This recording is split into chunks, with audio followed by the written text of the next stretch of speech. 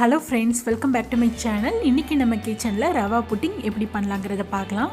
அதுக்கு முன்னாடி நீங்கள் நம்மளோட சேனலை ஃபஸ்ட் டைம் பார்க்குறீங்கன்னா நம்ம சேனலை மறக்காமல் சப்ஸ்கிரைப் பண்ணிக்கோங்க. ஃபஸ்ட்டு கேக் பேன் இல்லைனா ஒரு டிஃபன் பாக்ஸில் நெய் இல்லைனா ஆயில் தடவி இதை க்ரீஸ் பண்ணி வச்சுருங்க. அப்போ தான் நம்மளுக்கு ஈஸியாக இருக்கும். இப்போது ஒரு பேனில் நான் 1/4 கப் அளவுக்கு சுகர் எடுத்துக்கிறேன். இதை கேரமல் பண்ணிடலாம். இதுக்கு தண்ணி எதுவும் சேர்க்க வேணாம். இது மீடியம் ஹை அந்த மாதிரி வச்சுட்டு இதை இந்த மாதிரி கலந்து விட்டுட்டே இருங்க. இது தானாகவே உருகி கலர் தேன் கலருக்கு சேஞ்ச் ஆகணும். அதான் பர்ஃபெக்டான பதம். உங்களுக்கு கேரமல் அதிகமாக வேணும்னா 1/2 கப் அளவில் சுகர் சேர்த்துக்கலாம். நான் 1/4 கப்பு தான் இன்றைக்கி எடுத்திருக்கேன். இப்போ இதை சட்டுன்னு நம்ம க்ரீஸ் பண்ணி வச்சுருக்கிற பாத்திரத்தில் மாற்றிடலாம். சட்டுன்னு மாற்றிடுங்க, இல்லைன்னா இது கெட்டியாயிடும். இது அப்படியே இருக்கட்டும். இப்போது ஒரு பேனில் நான் 1/2 கப் அளவில் பால் சேர்த்துக்கிறேன். இதை ஒரு 2 நிமிஷம் அப்படியே கலந்து விட்டுக்கலாம்.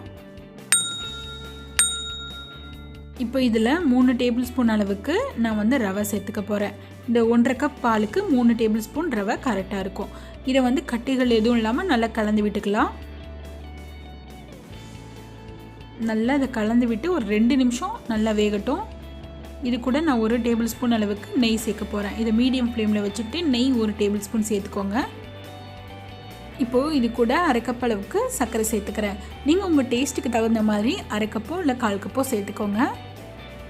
இதை நல்லா கலந்து விட்டுக்கோங்க. பாருங்கள், ரவை இந்த மாதிரி வெந்திருக்கணும். இப்போது இதில் 1/4 டீஸ்பூன் அளவுக்கு நான் ஏலக்காய் தூள் சேர்த்துக்கிறேன். ஏலக்காய் தூள் இல்லைன்னா வெண்ணிலா எசன்ஸ். எதுக்குன்னா முட்டையோட வாசனை சில பேருக்கு பிடிக்காது, அதனால் இதை சேர்த்துக்கலாம். இது ஒரு 10 நிமிஷத்துக்கு அப்படியே ஆறட்டும்.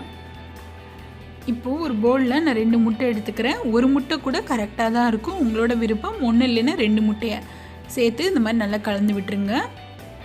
இப்போ ஆல்ரெடி நம்ம ஆற வச்சுருக்கிற ரவையை பாதி அளவுக்கு சேர்த்து ஃபஸ்ட்டு கலந்து விட்டுடலாம். நல்லா கலந்து விட்டுருங்க. இன்னொரு பாதியும் சேர்த்துடலாம்.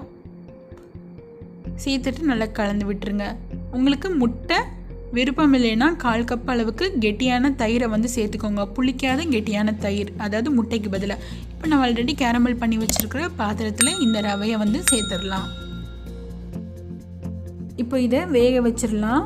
இப்போ நான் இட்லி பாத்திரம் தான் எடுத்திருக்கேன். இதில் ஒரு ஸ்டாண்ட் மாதிரி வச்சுட்டு இதை வச்சு ஒரு சின்ன மூடி போட்டு ஃபஸ்ட்டு மூடிட்டு அதுக்கப்புறம் இட்லி பாத்திரத்தை மூடிடலாம்.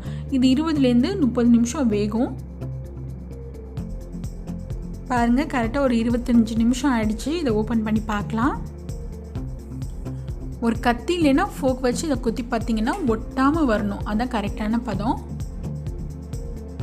பாருங்கள், சூப்பராக வெந்துருச்சு. இதை லைட்டாக ஆற விட்டுட்டு கத்தி வச்சு ஓரங்கள்லாம் எடுத்து விட்டுருங்க. அப்போ தான் ஈஸியாக இருக்கும் எடுக்கிறதுக்கு. இப்போ இதை ஒரு பிளேட்டுக்கு மாற்றிடலாம்.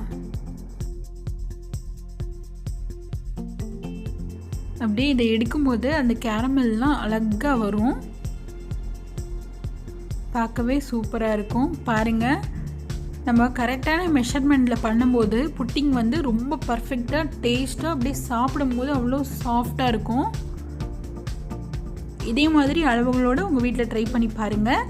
இந்த வீடியோ பிடிச்சிருந்துச்சுன்னா லைக் பண்ணுங்கள், ஷேர் பண்ணுங்கள். மறக்காமல் நம்ம சேனலை சப்ஸ்கிரைப் பண்ணுங்கள். தேங்க்யூ.